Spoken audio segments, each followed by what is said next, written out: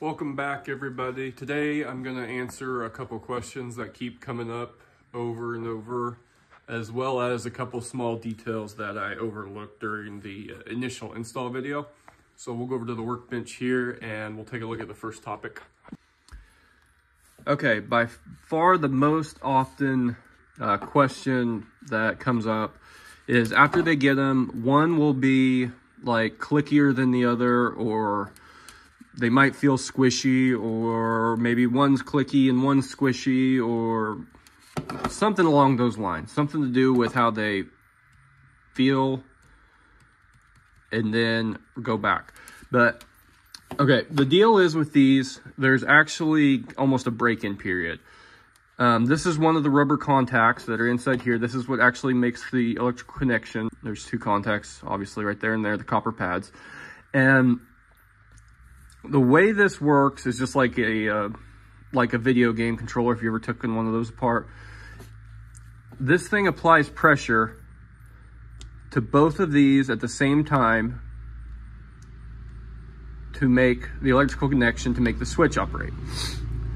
Now, most of the feeling that you get, there's actually a spring in here also, but that's more for the return travel.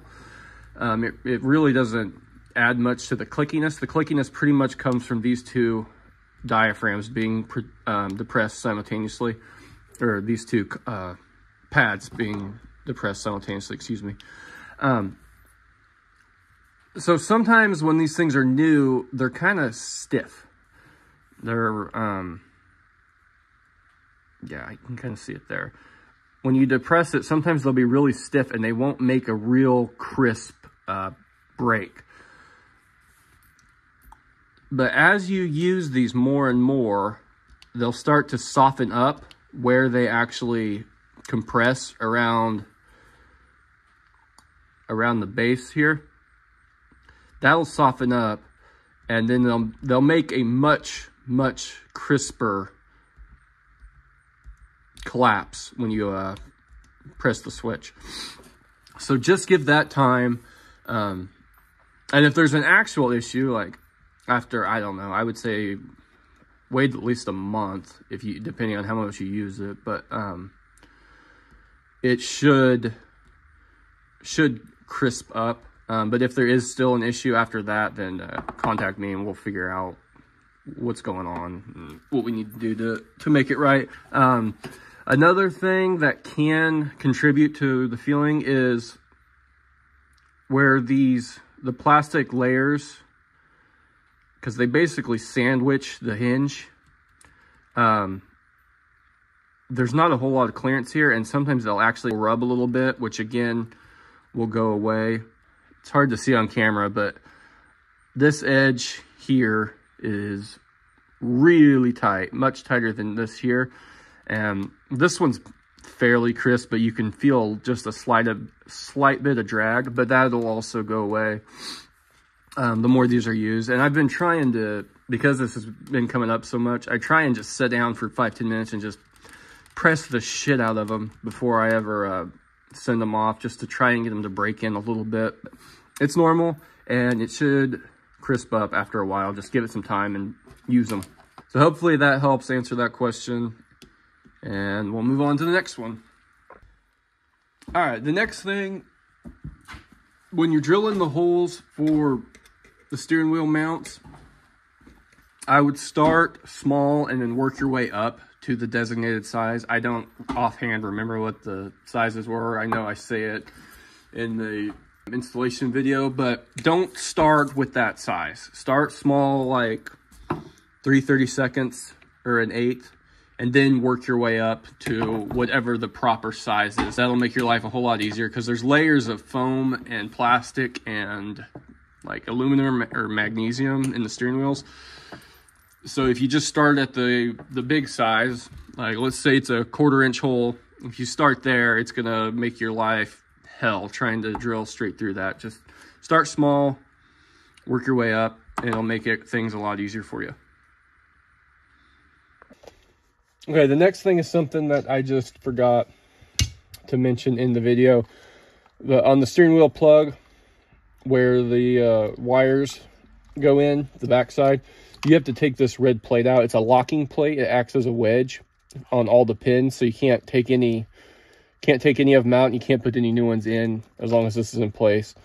So to get it out, you just take a small screwdriver, stick it under each end, and then it'll pull out pretty easy. That's what it looks like. And reinstallation, it only goes in one way, so just push it back in there and it'll click into place, and you see how it's flush with the top, so you know that it's in there all the way. But yeah, that was something I just forgot to mention, so sorry about that. And again, on the SCCM plug, it has kind of a greenish clear locking plate, but same thing with it. Mine's all screwed up from all the work doing the testing and stuff on before, but it'll be a one piece, just like the other one, just different color, but comes out the same way. And again, same thing, has to come out, or you can't put any new pins in, can't take any new pins out. So make sure you take care of that one too. Okay, the next thing is the screw length. Originally, it was just this shorter style right here, but there was a couple early people that had to buy their own screws to mount them because the original length just wasn't quite long enough. So I started including one that's a little bit longer. I think I want to say it's a 1/4 inch longer, but no, it's not. It's a 1/2 inch. Okay, so it's a 1/2 inch longer than the other one. So that way you have options in case these are too short, then you can use the other ones. Just use the shortest one that you can get away with though, because it'll actually, if you go in too far, it'll actually bottom it out. So it won't be able to close on itself and act as a switch. But that's why there's 2 different lengths in there, just so you can use whatever one you need for your application. Okay, the final thing is lead times, what everybody wants to know. I started putting 2 to 3 weeks on the website. I tried to get everything out in about the 10 to 14 day window. I kind of just put the 3 weeks on there just to give me some more breathing space. But I make all these to order. Yeah, I put 2 to 3 weeks, 2 weeks, and you should have it. I priority ship everything 2 to 3 day in the United States. If you're in Europe or Australia, I did not realize how much of a cocksucker it is to send merchandise overseas to those damn places. Be prepared to wait about a month to get your stuff. So you're looking at 2 to 3 weeks lead time, plus an additional 4 to 6-ish to actually get it by the time from the time I ship it. And that's with the USPS priority international shipping. It just takes a while. It costs a bunch. It's a big pain in the ass, but everybody's gotten it. It's just kind of time consuming. So I apologize for that. So I know it sucks. It's frustrating, but it's just kind of the way that is, unfortunately.